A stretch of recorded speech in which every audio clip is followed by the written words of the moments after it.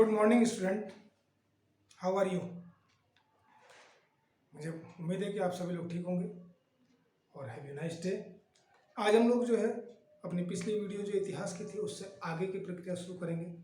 सिकंदर के आक्रमण से आगे की कहानी शुरू करेंगे, क्योंकि सिकंदर के आक्रमण तक हमने लास्ट वीडियो में बात कर ली थी कि जो है सिकंदर ने जो है 326 ईसा पूर्व में जो है भारत पर आक्रमण किया। प्रथम यूरोपीय आक्रमणकारी था। यूरोपियन, देखिए यहाँ पर शब्दों का सारा खेल रहता है। अगर जहाँ तक बात करी जाए कि प्रथम भारत पर आक्रमण करने वाला प्रथम आक्रमणकारी कौन था, तो वह एक पर्सिया, जो कि आज ईरान के नाम से जाना जाता है।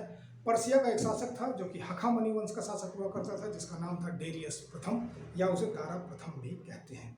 लगभग 410 ईसा पूर्व के आसपास का इसका कार्यकाल माना जाता है, यानी उस समय जो है इसने भारत पर आक्रमण किया था। तो ये भारत पर आक्रमण करने वाला पहला आक्रमणकारी था।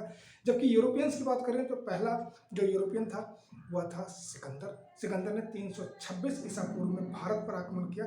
उस समय भारत जैसी कोई चीज़ तो नहीं थी, लेकिन आज जिस भारत की हम बात करते हैं तो उस समय जो है मगध का शासक घनानंद हुआ करता था, जो कि नंद वंश का अंतिम शासक था। जो है सिकंदर का आक्रमण जो है पूर्णतः सफल नहीं रहा, क्योंकि वो विश्व विजेता बनना चाहता था, लेकिन जो है उसके पांव जैसे ही नंद वंश का साम्राज्य उसके सामने नजर आया तो उसकी सेना थक चुकी थी। एक लंबे अभियान के बाद थकने के पश्चात वह पुनः उसके राज्य में कुछ डिस्टर्बेंस हुई तो वो वापस लौट गया और 323 ईसा पूर्व में उसकी बेबीलोन नामक स्थान पर उसकी मृत्यु हो गई। अब देखिए इसके बाद की जो कहानी शुरू होती है वो मौर्यों की कहानी शुरू होती है। मौर्य काल की जो कहानी है या जो इतिहास है उसके बारे में कई सारी चीज़ें निकल करके आती है कि उस इतिहास के स्रोत कहाँ से हैं। तो मौर्य वंश के शासकों ने जो है कई सारे जो है अभिलेख प्रचलित कराए। उन अभिलेखों को शिलालेख, दीर्घ शिलालेख, लघु शिलालेख, स्तंभ लेख और इसके अलावा कुछ राइटर्स की बुक्स भी मिलती हैं, जैसे कि जो है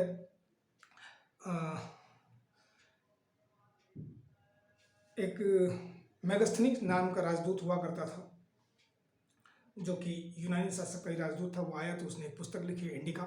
उस इंडिका से उसका जो है काफ़ी सारी जानकारी मिलती है। इसके अलावा जो है बहुत सारे अशोककालीन अभिलेख हैं जो कि कई अलग अलग भाषाओं में या लिपियों में लिखे हुए हैं। और हालांकि जो है लेखयुक्त और कोई बहुत सारे सिक्के मुद्राएं मिली हैं, उनसे भी सारी चीज़ें निकल करके आती हैं। तो इस तरीके से जो है कुछ चीज़ें हैं कि अब जो प्राचीन काल जहाँ से इतिहास वास्तविक शुरू होता है वो मौर्य काल ही है। और इसके तथ्यों को हम लेकर के चलेंगे तो थोड़े थोड़े जो जो महत्वपूर्ण तथ्य जो छूट जाते हैं, किसी टॉपिक के अंतर्गत नहीं आते हैं, तो उन लोगों को हम लोग एक साथ ही जो है कैलकुलेट कर लेते हैं। मैंने आप लोगों से एक वीडियो में पूछा था कि इतिहास के पिता कौन है, पितामह या पिता कौन है, तो वहाँ से शुरू करते हैं। तो इतिहास के पिता मैं आज बता देता हूँ कि उनका नाम हेरोडोटस हुआ करता था। हेरोडोटस या हेरोडोटस कुछ भी लिखने को मिल सकता है। ऐसे ही जो है यूनानी एक शासक हुआ है सेल्यूकस का राजदूत मेगास्थनीज यह भारत आया था और इसी ने इंडिका नाम की पुस्तक की रचना की थी। और मेगास्थनीज जो है यह चंद्रगुप्त मौर्य यानी मौर्य साम्राज्य का जो संस्थापक था उसके दरबार में लगभग 14 वर्ष तक रहा। उसके पश्चात जो है जब क्या कहते हैं आपके चंद्रगुप्त मौर्य का बेटा जब बिंदुसार जब गद्दी बैठा तो उसके समय में भी जो है एक जो है सीरियाई नरेश का जो है वो राजदूत आया जिसका नाम था डाइमेकस, जो कि सीरियाई नरेश अंटियोकस का जो है वो राजदूत हुआ करता था और उसने भी आकर के यहाँ के राज दरबार को सुशोभित किया। इसके अलावा जो है उसी अशोक के शासनकाल में जो है मिस्र के शासक टालमी फिलाडेल्फस का राजदूत जो है डायोनिसस, यह जो है अशोक के दरबार में आया। और जो है इस तरीके से जो है अशोक के शिलालेख और जो है उनसे भी जो है काफ़ी सारी जानकारी हमें प्राप्त होती है। अगर जहाँ तक अभिलेखों की बात करें तो अभी तक जो ज्ञात प्राचीन अभिलेख जो प्राप्त होते हैं उन अभिलेखों में सबसे प्राचीन जो है अभिलेख बोगाइजकोई एशिया माइनर में, एशिया जो मध्य एशिया वाला इलाका है उसमें एशिया माइनर में बोगाइजकोई नाम का एक स्थान है जहाँ से लगभग 1400 ईसा पूर्व का एक अभिलेख प्राप्त होता है। वहाँ से काफ़ी सारी जानकारी प्राप्त मिलती है। इस अभिलेख में वैदिक देवी देवताओं से मिलते जुलते कुछ नाम अंकित हैं, जिस पर वो चार नाम हैं इंद्र, वरुण, नासत्य और मित्र। ये चार नाम जो है उस अभिलेख में मिलते हैं, जो कि हमारे भी जो वैदिक देवी देवताओं से मिलते जुलते हैं। भारत में जो है भारतीय इतिहास में अगर देखा जाए कि भारत में अभिलेख कब से मिलने शुरू होते हैं तो अशोक के काल से मिलने शुरू होते हैं। और अशोककालीन जो अभिलेख हैं उनकी जो लिपि है वो ब्राह्मी, खरोष्ठी, ग्रीक और अरमाइक, अरमाइक का मतलब सीरियाई, तो ये 4 लिपियों में लिखे हुए अभिलेख प्राप्त होते हैं। भारत में पहली बार जो लेख युक्त और या तिथि युक्त जो मुद्राएं जो मिलती हैं उनको चलाने का श्रेय जो है हिंद यवन शासकों को जाता है। और जहाँ तक अगर बात करें शुद्ध सिक्कों की बात करें तो शुद्ध सोने के, सबसे ज़्यादा शुद्ध सोने के सिक्के अगर किसी ने चलाए हैं भारत में, भारतीय इतिहास में, तो वह कुषाण वंश के शासकों ने चलाए हुए हैं। सबसे ज़्यादा सोने के सिक्के जो है गुप्त काल में जारी किए गए हैं, ये भी एक अपने आप में तथ्य माने जाते हैं। और जो सिक्के चलाने का प्रचलन जो है वो 600 ईसा पूर्व में, यानी जब आप कह सकते हैं कि जब जो बुद्ध का काल रहा है उस समय बुद्ध के काल में पंचमार्क सिक्के जो चलाए जाते थे। पंचमार्क का मतलब एक जो धातु के टुकड़े पर ठप्पा लगा दिया जाता था, तो उस तरह के सिक्के मिलते। इनके सिक्कों का कोई आकार इत्यादि नहीं हुआ करता था। सोने का सर्वप्रथम सिक्का चलाने का श्रेय जो है, सोने का, स्वर्ण धातु का जो है पहला सिक्का चलाने का श्रेय हिंद यवन शासकों को ही जाता है। अब बात करते हैं जो है मौर्य वंश की। मौर्य वंश जो है, मौर्य वंश का संस्थापक जो था वो चंद्रगुप्त मौर्य था। और इसकी जो प्राचीन जो इतिहासकार है, इतिहासकार सर विलियम जोन्स ने चंद्रगुप्त की पहचान सेंड्रोकोटस के रूप में की हुई है। रोमिला, अब जो मौर्य थे किस वंश के या किस जाति के लोग थे, किस वर्ण के लोग थे, इसके बारे में अलग अलग जो है इतिहासकारों के अलग अलग मत हैं, जिसमें बहुत से ज़्यादातर लोग जो है इनको शूद्र कहा करते थे। पुराणों में भी इनको शूद्र ही, सीधे सीधे शूद्र तो नहीं कहा गया, लेकिन शूद्रों के समान बताया गया है। लेकिन जो है कौटिल्य जैसे प्रधानमंत्री के साथ में जो है वो, क्योंकि एक वर्ण व्यवस्था को ठीक ठाक मानता था तो उच्च कुल के लोगों को तरजीह देते थे, तो उस हिसाब से ऐसा प्रतीत होता है कि यह क्षत्रिय कुल के ही रहे होंगे। जबकि एक इतिहासकार, भारतीय इतिहासकार रोमिला थापर हुई है। रोमिला थापर जो है वैश्य, जो मौर्यों के बारे में कहती हैं कि ये वैश्य वर्ण के हुआ करते थे। विशाल दत्त की पुस्तक है मुद्रा राक्षस। मुद्रा राक्षस में जो है मौर्य वंश को निम्न कुल का बताया गया है। ठीक, तो अभिलेखों के आधार पर अशोक के इतिहास लिखने का सबसे पहला प्रयास जो है वो आरजी भंडारकर नाम के जो है एक इतिहासकार ने किया है। कहते हैं कि जब चाणक्य चंद्रगुप्त मौर्य से पहली बार मिला था तो उस समय चंद्रगुप्त मौर्य एक खेल खेल रहा था, उस खेल का नाम था राजकिलम नामक खेल। और तो उसी समय जो है चंद्रगुप्त पर जो है कौटिल्य यानी कि या चाणक्य की नज़र उसके ऊपर पड़ी, और उसके बाद उसकी माँ से जो है उसको मांग करके ले गए। उसके बदले उन्होंने कुछ दिया भी था। एक इतिहासकार जो है जस्टिन, जो कहते हैं कि चंद्रगुप्त मौर्य की सेना को जो है वो डाकुओं के गिरोह की संज्ञा उन्होंने कहा है। और जो है एक इतिहासकार रहे प्लूटार्क ने कहा है कि चंद्रगुप्त मौर्य ने 6 लाख की एक सेना तैयार की, 6 लाख लोगों की एक सेना थी और उसने संपूर्ण भारत को रौंद डाला। ये कथन प्लूटार्क का ही है। अब बात करते हैं जो है इसी समय जो है चाणक्य अर्थात कौटिल्य ने भी एक पुस्तक रखी, अर्थशास्त्र। अर्थशास्त्र जो है यह राजनीति विज्ञान की पुस्तक है, यह इकोनॉमिक्स से रिलेटेड नहीं है। चंद्रगुप्त कह रहा हूँ, अर्थशास्त्र के लेखक चाणक्य का जो मूल नाम हुआ करता था वो विष्णुगुप्त था। इनके पिता का नाम चणक था, इसी वजह से इनको चाणक्य भी कहते हैं। या कुटिल बुद्धि के होने के कारण जो है इनको कौटिल्य भी कहा जाता है। जो उस समय एक यवन राजदूत मेगास्थनीज आया था चंद्रगुप्त मौर्य के दरबार में, तो उसने भी एक पुस्तक लिखी थी इंडिका के अनुसार जो है हमारा भारतीय समाज उस समय 7 वर्गों में विभाजित था। उसके पश्चात चंद्रगुप्त मौर्य के पश्चात जो है उसका बेटा बिंदुसार की जो है गद्दी में बैठा। अपने अंतिम समय में चंद्रगुप्त मौर्य जो है अपने बेटे को बिंदुसार को गद्दी सौंप करके जो है वह जो है श्रवणबेलगोला कर्नाटक चला गया, क्योंकि यह जैन धर्म का मानने वाला शासक हुआ करता था, यानी जैन धर्मी। जो बिंदुसार है, बिंदुसार की उपाधि जो थी वो अमित्रघात या मित्रचेटस नाम की उपाधि इतिहासकारों ने दी हुई। अमित्रघात का अर्थ होता है शत्रुओं का नाश करने वाला।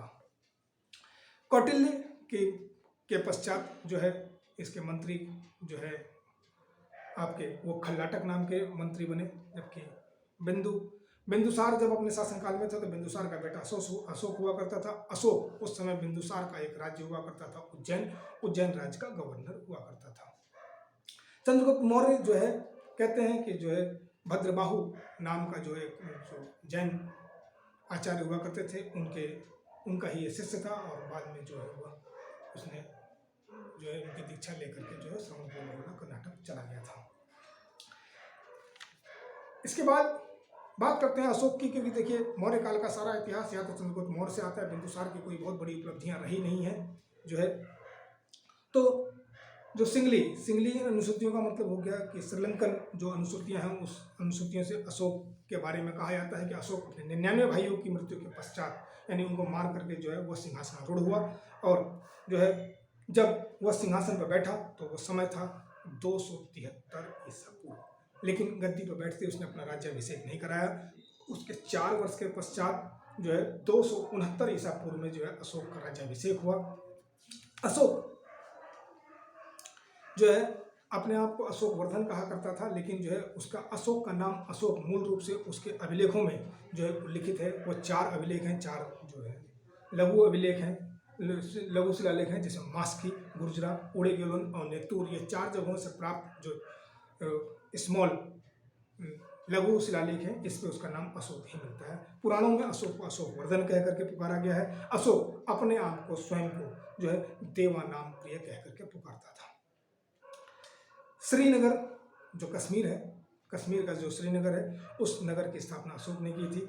अशोक का एक अभिलेख उत्तराखंड राज्य से ही प्राप्त हुआ है, कालसी देहरादून से। यह एक दीर्घ शिलालेख है। दीर्घ शिलालेखों में 1 से लेकर के 14 तक बातें लिखी हुई थी। अशोक का जो है सबसे महत्वपूर्ण जो माना जाता है, तो अपने गद्दी पे बैठने के राज्याभिषेक के 8 वर्ष के बाद, यानी गद्दी के बैठने के लगभग 12 वर्ष के बाद और राज्याभिषेक के 8 वर्ष बाद उसने जो है 261 ईसा पूर्व में कलिंग नाम का एक महाजनपद हुआ करता था, कलिंग पर आक्रमण किया। और जो है कलिंग पर आक्रमण के बारे में जो है उसके 13वें अभिलेख से उसकी जानकारी मिलती है। और जो है इस कलिंग युद्ध के पश्चात उसने देखा बहुत सारे लोग उसमें मारे गए थे, तो मारे जाने के पश्चात इसका हृदय द्रवित हो गया, और जो है उसने अपने इस युद्ध की नीति का त्याग करके जो है, जिसे भेरी घोष कहा करता था, उसको त्याग किया और उसे धम्म घोष में बदल दिया। जो है कलिंग उस समय हाथियों के लिए प्रसिद्ध हुआ करता था। कलिंग वर्तमान में उड़ीसा राज्य के नाम से जाना जाता है। अशोक ने बाद में, पहले ये शैव धर्म से को मानने वाला व्यक्ति हुआ करता था, लेकिन बाद में जो है इसके ऊपर जो है बौद्ध धर्म का प्रभाव पड़ा। बौद्ध धर्म का प्रभाव कहते हैं कि इसका जो है वह एक छोटा बालक हुआ था निग्रोध नाम के बालक का जो है प्रवचन इत्यादि सुन करके जो है लगभग 8 साल का एक बालक था, उसके प्रवचन को सुन करके जो है अशोक जो है बौद्ध धर्म से जो है प्रभावित हो गया। लेकिन इस बौद्ध धर्म में दीक्षित करने वाला जो उसका गुरु हुआ करता था, उसका नाम था उपगुप्त। अशोक ने अभी अपने अभिषेक के 10वें वर्ष में बौद्ध गया की यात्रा की। इसके अलावा जो है अपने अभिषेक के 20वें वर्ष में अशोक ने लुम्बिनी, आप लोगों को लुम्बिनी के बारे में पता ही है, लुम्बिनी की यात्रा की। लुम्बिनी वही है जहाँ पर जो बुद्ध का जन्म हुआ था, और जब वहाँ पहुँचा तो उसने वहाँ पर जो भूमिकर हुआ करता था उसे घटा करके 1/8 कर दिया।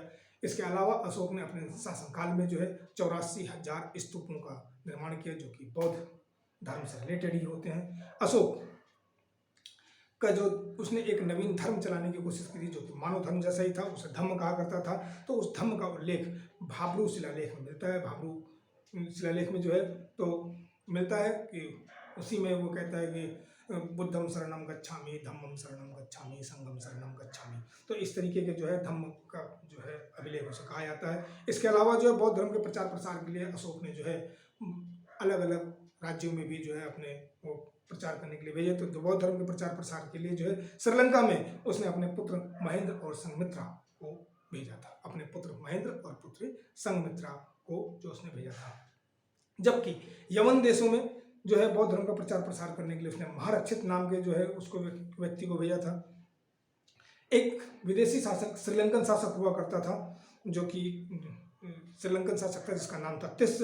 वह भी अशोक की भांति ही अशोक का अनुसरण करते हुए वो भी अपने आप को देवानाम प्रिय कह करके पुकारता था, अर्थात उसने भी देवानाम प्रिय की उपाधि धारण की हुई थी। अशोक ने अपने शासनकाल में जो है आजीवक संप्रदाय, जिसके संस्थापक मखली घोषाल हुआ करते थे, आजीविकों के लिए जो है बराबर की पहाड़ी में जो है कुछ गुफाओं का निर्माण भी कराया था। इसके अलावा जो है अशोक के समय का जो है दो स्तंभ लेख जो है टोपरा और मेरठ, इन दो जगहों पर जो है दो स्तंभ थे, इन दोनों को उठा करके जो है अशोक फिरोज शाह तुगलक अपने शासनकाल में जो है इनको दिल्ली ले आया था। तो इनको दिल्ली टोपरा और दिल्ली मेरठ अभिलेख कह करके पुकारा जाता है, स्तंभ लेख कहा जाता है। तो इसके अलावा जो है एक इसका प्रयाग स्तंभ लेख था। प्रयाग स्तंभ लेख को इलाहाबाद के किले में जो है उसे अकबर ने अपने जो है उसमें स्थापित कराया था। अशोक के जो अभिलेख हैं ब्राह्मणी, खरोष्टी, अरमाइक और जो है यूनानी, इन 4 भाषाओं में लिखा हुआ है, 4 लिपियों में। जो ब्राह्मी लिपि जो थी वो बाएं से दाईं ओर, जैसे कि हम लोग हिंदी लिखते हैं, ठीक ऐसे जो खरोष्टी लिपि थी वो दाएं से बाईं ओर, जैसे उर्दू लिखी जाती थी ऐसे लिखी जाती थी। अशोक की राष्ट्रीय जो भाषा थी वो पाली हुआ करती थी और लिपि ब्राह्मी थी। देखिए, भाषा पाली और लिपि ब्राह्मी थी। अशोक के जो है जो दीर्घ शिलालेख है उसके 7वें और 8वें शिलालेख में उसके तीर्थ यात्राओं का वर्णन मिलता है, जबकि मौर्य वंश का अंतिम शासक जो है वह बृहद्रथ नाम का ही एक शासक हुआ करता था। कहते हैं कि बृहद्रथ की हत्या पुष्यमित्र शुंग ने उसकी हत्या करी और जो है शुंग वंश की स्थापना कर डाली। अब शुंग वंश की बाद में बात करेंगे, उससे पहले जो है इस मौर्य काल का जो सारा का सारा विवरण है, राज्य व्यवस्था, अर्थव्यवस्था, सामाजिक व्यवस्था, उन सब की बात करेंगे। तो राज्य का सिद्धांत जो था वो सप्तांग सिद्धांत पर आधारित था। इसकी व्याख्या जो है कौटिल्य ने की हुई थी। राज्य के सप्तांग सिद्धांत के अंतर्गत जो 7 अंग थे उसमें राजा, अमात्य, जनपद, कोष, दुर्ग, दंड और मित्र, यह 7 जो है ये उसके 7 अंग हुआ करते थे। राजस्व विभाग का प्रमुख अधिकारी समाहर्ता, जिसे आज हम लोग कलेक्टर कहते हैं, आज जो डीएम लोग हैं उसे कलेक्टर ही कहा जाता है, तो समाहर्ता उसे उस समय कहा जाता था। राजकोष का जो मुख्य अधिकारी हुआ करता था उसे संविधाता कहा जाता था। फौजदारी न्यायालय को कंटक शोधन न्यायालय कहते थे और इस न्यायालय का न्यायाधीश को प्रदेष्टा कहकर के पुकारा जाता था। दीवानी न्यायालय जो होते थे, दीवानी न्यायालय के न्यायाधीश को व्यवहारिक कहा जाता था। वन विभाग का प्रधान अधिकारी आटविक कहकर के पुकारा जाता था। नगर का प्रमुख अधिकारी जो नागरिक नाम से जाना था। वाणिज्य विभाग का जो अध्यक्ष हुआ करता था वो पण्याध्यक्ष कहलाता था, जबकि बूचड़ खाने का अध्यक्ष, अभी हमारे बूचड़ खाने होते हैं, तो बूचड़ खाने का जो अध्यक्ष था वो सूनाध्यक्ष के नाम से जाना जाता था। वैश्यावृत्ति उस समय जो है व्यापार के रूप में थी और वो लीगल थी, तो वैश्याओं का निरीक्षक जो था वो गणिकाध्यक्ष के नाम से जाना जाता था, जबकि कृषि विभाग का अध्यक्ष सीताध्यक्ष के नाम से जाना जाता था। खान, जो खनन वाला जो खान जो माइनिंग होती है, उस माइनिंग वाले विभाग का अध्यक्ष जो था वह अकाराध्यक्ष कहकर के पुकारा जाता था। उस समय पासपोर्ट की व्यवस्था थी, यानी जो किसी अन्य राज्य या देश से आया हुआ व्यक्ति होता था तो उसके लिए जो है पहचान पत्र जारी किया जाता था, उसे पासपोर्ट कहते थे। पासपोर्ट विभाग का अध्यक्ष मुद्रा अध्यक्ष कहलाता था, जबकि मुद्रा यानी सिक्के और रुपए जो भी उस समय रहते होंगे वो चलाने के लिए उसका जारी करने वाला जो अधिकारी था वो लक्षणाध्यक्ष के नाम से जाना। देखो अब यहाँ पर जो है पासपोर्ट वाला अध्यक्ष जो है वो मुद्रा अध्यक्ष उसका, और जबकि मुद्रा जारी करने वाला अध्यक्ष जो था वो लक्षणाध्यक्ष कहलाता था। मौर्य साम्राज्य की जो सबसे बड़ी प्रशासनिक इकाई हुआ करती थी, जो प्रशासनिक इकाई थी वो थी साम्राज्य। साम्राज्य जो है कुछ प्रांतों में, प्रांत कुछ मंडलों में, मंडल आहार या विषयों में बटे हुए थे, विषय ग्रामों में बचे थे, अर्थात जो है प्रशासन की जो सबसे छोटी इकाई थी वह ग्राम ही हुआ करती थी। अर्थशास्त्र में जो कौटिल्य का अर्थशास्त्र है उसमें गुप्तचरों को गूढ़ पुरुष कह करके पुकारा है, जबकि अशोक जो है अशोक इन्हीं गुप्तचरों को प्रतिवेदक कह करके पुकारता था। अब देखो हम बात करते हैं वैदिक काल में गुप्तचरों को स्पष्ट कह करके पुकारा गया है, अर्थशास्त्र में गूढ़ पुरुष, और अशोक इन्हें प्रतिवेदक कह करके पुकारा करता था। राज्य की आय का जो प्रमुख साधन हुआ करता था वो भूमि कर ही हुआ करता था। जो मौर्य काल में जो सरकारी भूमि हुआ करती थी उसे सीता कहते थे, जबकि वैदिक काल में जो था वो हल से बनी हुई जो नाली या मेड़ जो होती थी उसे सीता कहते थे। यहाँ पर जो है सरकारी भूमि को सीता कहकर के पुकारा गया। देखिए अब शब्दों का ही सारा खेल निकल करके आता है। मौर्य काल में चांदी के जो से बने जो निर्मित सिक्के हुआ करते थे वो करसापण, पण या धरण नाम से पुकारे जाते थे। तांबे से निर्मित सिक्के को मासक कहकर के पुकारा जाता था। मौर्य काल में ताम्र धातु के जो छोटे सिक्के होते थे उनको काकड़ी कहा गया है। मौर्य काल में काशी जो था वह सूती वस्त्र के लिए प्रसिद्ध हुआ करता था। काशी, बंग, पुनरु, कलिंग और मालवा, ये 4-5 स्थान ऐसे थे जो कि सूती वस्त्रों के लिए प्रयुक्त जो है प्रमुख हुआ करते थे। मौर्य काल में मलमल जो था, मलमल एक सूती कपड़े का ही बिल्कुल बारीक हिस्सा होता है, बिल्कुल बारीक कपड़ा होता है, तो उसके लिए बंग, जो आज बंगाल है, बांग्लादेश वाला जो स्थान है, वह मलमल के लिए प्रसिद्ध हुआ करता था। रेशम के लिए जो प्रसिद्ध स्थान जो उस समय मौर्य काल में जो था वो काशी, काशी में आज भी रेशम की साड़ियाँ बनती हैं, जो हम लोग कहते हैं बनारसी साड़ियाँ। काशी और बनारस एक ही चीज़ है। तो बनारसी साड़ियाँ वो रेशम पे ही बनती हैं। तो वह जो है उसके लिए पहले ही फेमस था, मौर्य काल में फेमस था, आज भी उसके लिए फेमस है। मौर्य काल में जो है चीन से रेशम का आयात भी किया जाता था। मौर्य काल में जो सोने के जो सिक्के होते थे, स्वर्ण के जो सिक्के होते थे, उनको निष्क या स्वर्ण कह करके पुकारा जाता था।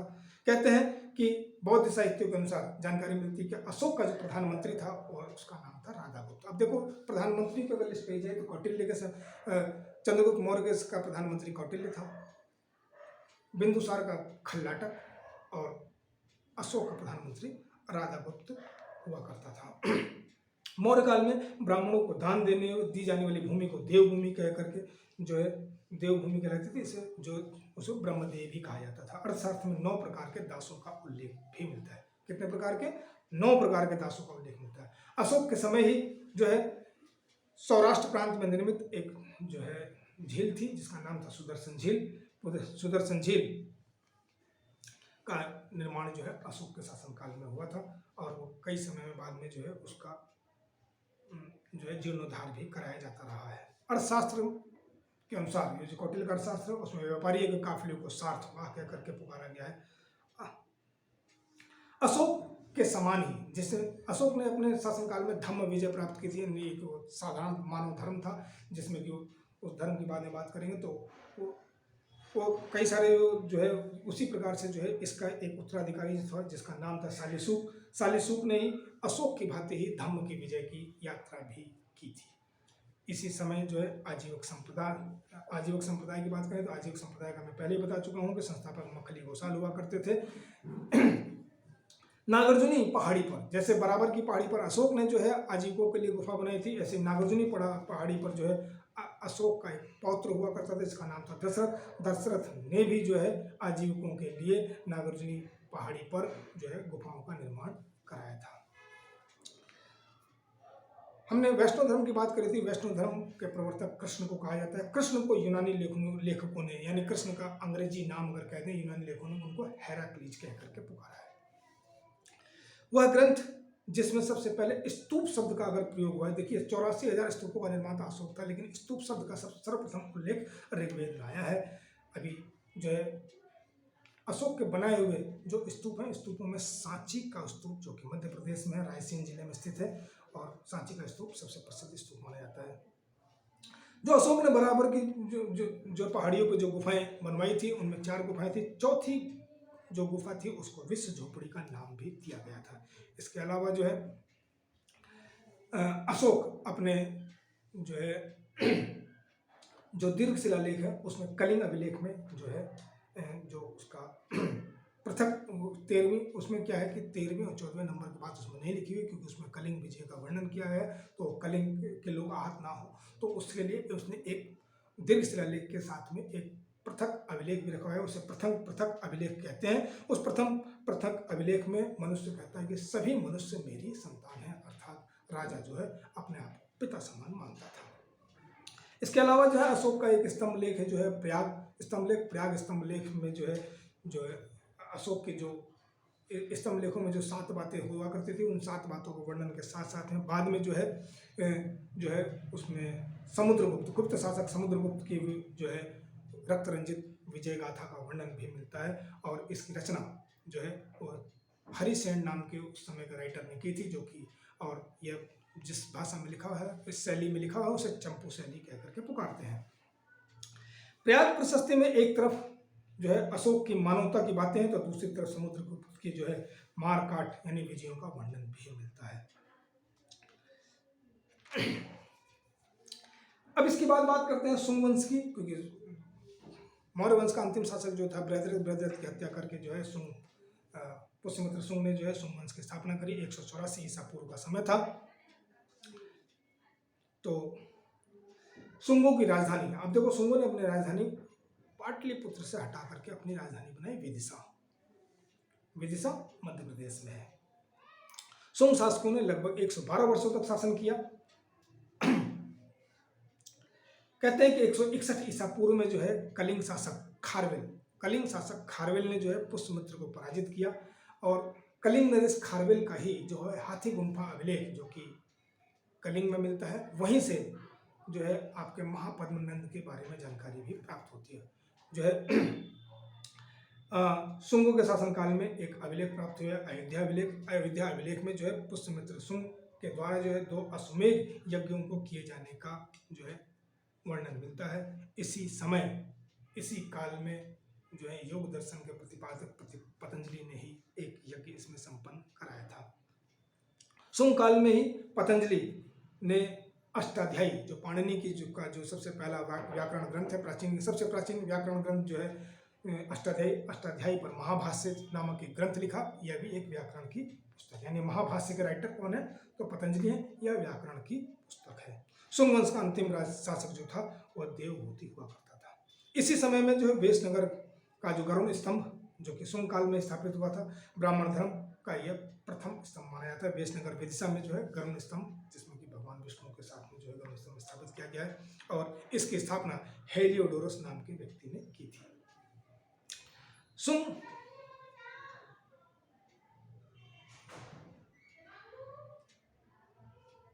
इसी समय जो है, अब देखिए इस समय थोड़ा सा इतिहास जो है काफी सारी चीजें फैलनी शुरू हो जाती हैं अलग अलग जगहों पर। अब केंद्रीकृत सत्ता लगभग समाप्त हो चुकी थी, क्योंकि मौर्यों के पतन के पश्चात जो है सत्ता का बिखराव हो रहा था। तो धीरे धीरे सभी जगहों पर जो 16 महाजनपद जोड़ करके जो है एक बड़ा राज्य स्थापित किया था वो धीरे धीरे फैलना शुरू हो गया।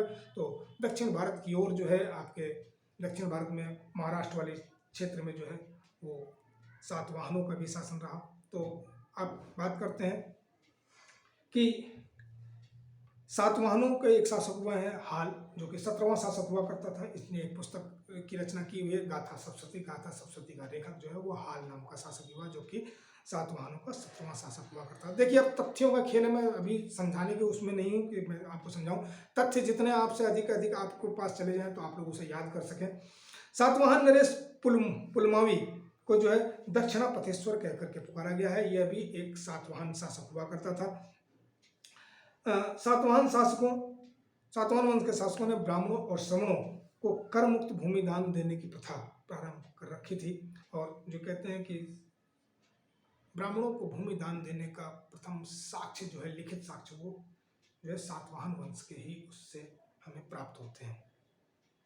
ठीक इसी समय जो है हिप्पालुस नाम का एक यूनानी नाविक हुआ करता था। उसने भारतीय लोगों को सबसे पहले अरब सागर में चलने वाले मानसूनी हवाओं की जानकारी दी थी। मानसूनी हवाओं की, यानी मानसून की सर्वप्रथम जानकारी अगर किसी ने दी थी तो वह ये यूनानी नाविक हुआ करता था हिप्पालुस ने ही उसकी सर्वप्रथम जानकारी दी थी। लेकिन बाद में जो ये पहली शताब्दी की बात है, पहली शताब्दी ईस्वी में ही जो है, प्रथम शताब्दी में ही जो है ईस्वी वाले में उसकी जानकारी दी थी। बाद में इसका विस्तार पूर्वक वर्णन जो है वह अल मसूदी नाम के एक अरबी यात्री ने उसको दिया है। सातवाहन वंश के जो सिक्के हुआ करते थे, अधिकांश जो सिक्के थे वो शीशे के बने हुए होते। देखिए अब धीरे धीरे धातु में भी गिरावट आनी शुरू हो गई थी। सातवाहन वंश की जो राजकीय भाषा हुआ करती थी वह प्राकृत हुआ करती थी। ऐसे ही चेदी वंश का जो सबसे शक्तिशाली जो शासक हुआ करता था वो खारवेल हुआ करता था, वह कलिंग में था। देखिए चेदी वंश कलिंग में चला गया। ये सब लगभग एक समय के ही आसपास के ही सब घटनाक्रम है। तो सातवाहन वंश का जो संस्थापक हुआ करता था, अभी सातवाहन की बात करें तो उसका संस्थापक जो था वह जो सिमुक नाम का व्यक्ति था। जबकि कलिंग जो था यह कट्टर जैन धर्म का अनुयायी हुआ करता था। अपने सातवाहन शासकों में जो है एक शासक हुए रुद्रदामन जो इनके अच्छे जो है बड़े शासक हुआ है करते थे और महत्वपूर्ण शासक हैं।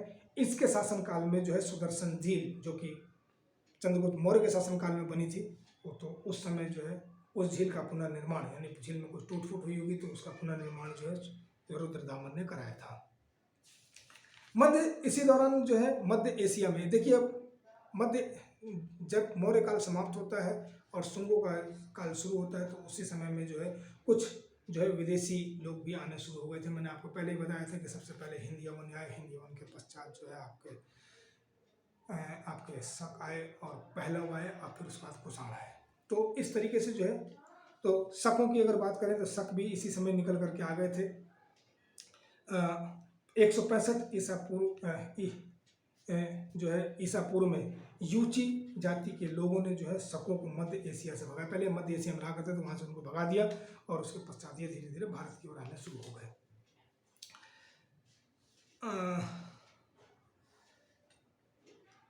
रुद्रदामन जो था, सातवाहन वंश का जो शासक जो रुद्रदामन था, वो वैदिक धर्म का अनुयायी था। इसके शासनकाल में जो सुदर्शन झील का जो पुनर्निर्माण कराने का काम जो दिया गया था, वह जो है उसने सुविशाख नाम के अपने गवर्नर को दिया था।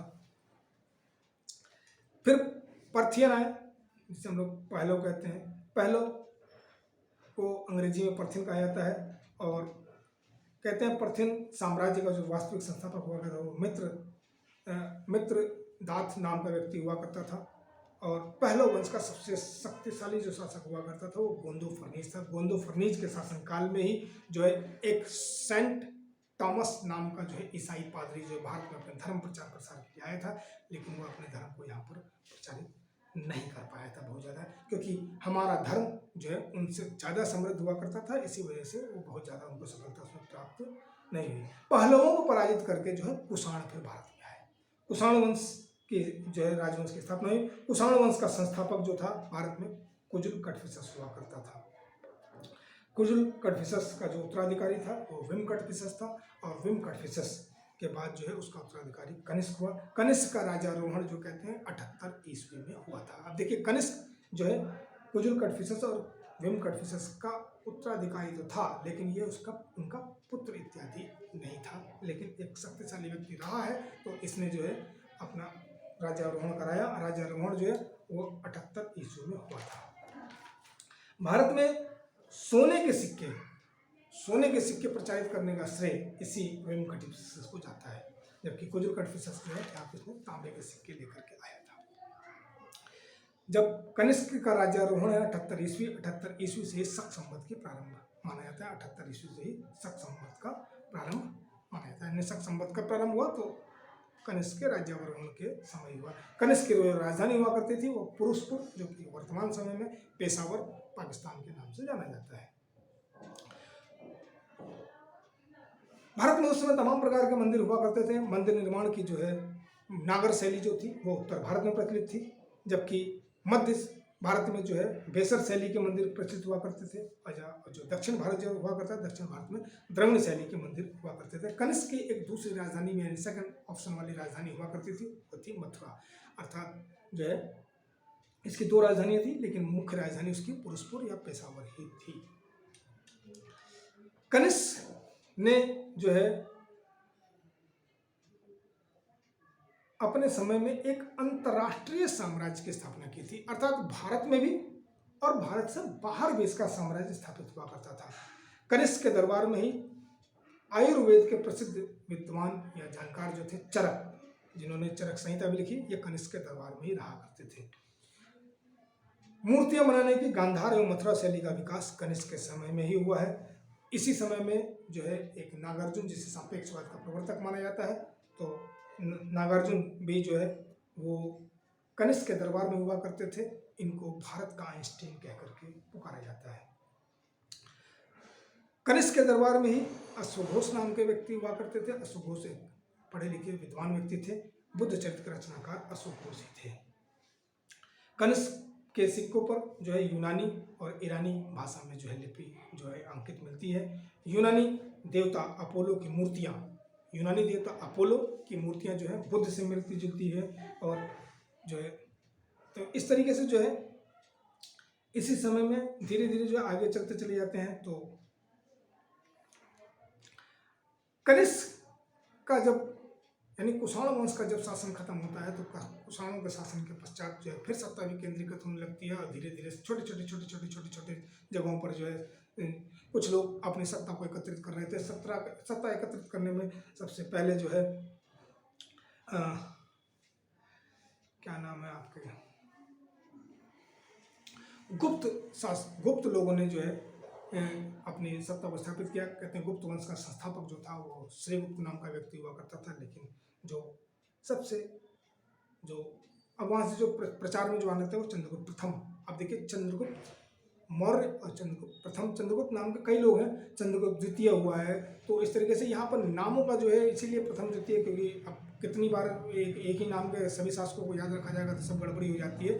तो इसी वजह से वो चंद्रगुप्त का मतलब चंद्रगुप्त मौर्य है, ये चंद्रगुप्त प्रथम का मतलब हो गया ये गुप्त हो गया।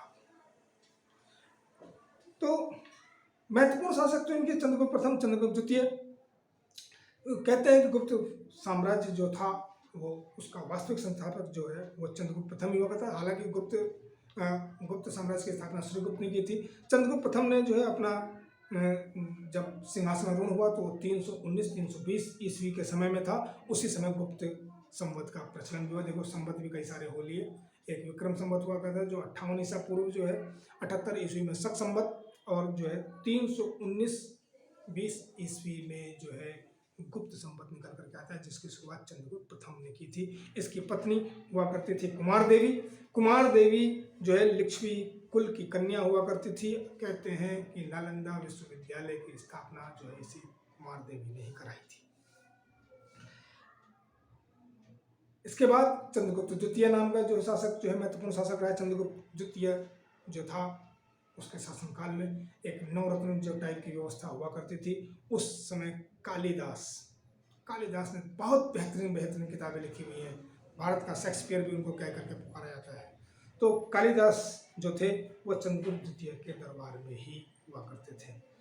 चंद्रगुप्त द्वितीय जिसे चंद्रगुप्त विक्रमादित्य भी कहते हैं, जो है महरौली जो कि दिल्ली में स्थित है, एक स्तंभ स्थापित किया, स्तंभ लेख, उसमें इसने अपने आप को चंद्र कह करके पुकारा है।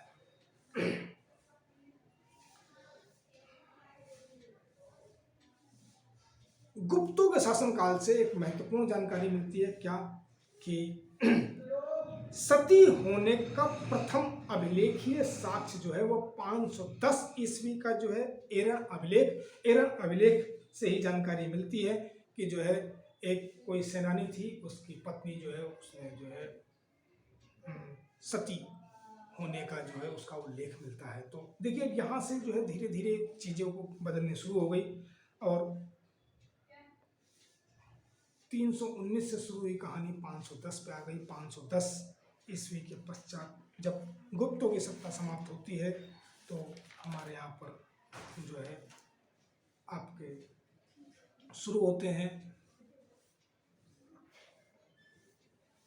वर्धन साम्राज्य शुरू होता है। हर्षवर्धन के काल के समय में फिर और बिखरा हुआ भी इतिहास मिलता है। उसको भी कुछ छोटे छोटे तथ्यों में निकाल करके नेक्स्ट वीडियो में लेकर के आता हूँ। Wish you all the best जो है, और आप लोग अपनी तैयारी शुरू करें। अब अगली जो भी आप लोगों का एग्जाम हो रहा है उसके लिए अग्रिम शुभकामनाएं। और अगर वीडियो अच्छी लगे तो आप लोग इसे लाइक सब्सक्राइब भी कर लीजिए और अपने साथियों को इसे बांटिए।